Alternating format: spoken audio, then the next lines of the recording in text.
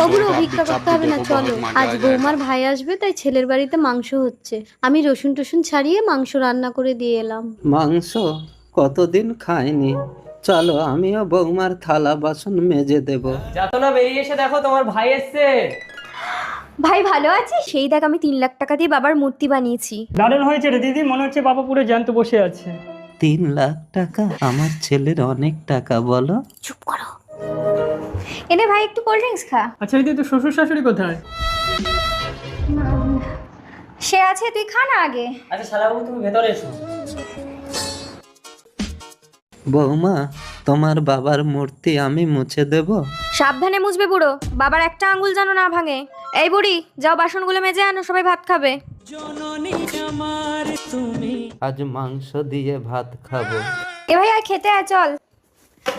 এই যে বুড়ো সরো, এখানে সবাই খেতে বসবে, আর মুছতে হবে না এখন, যাও বাইরে যাও।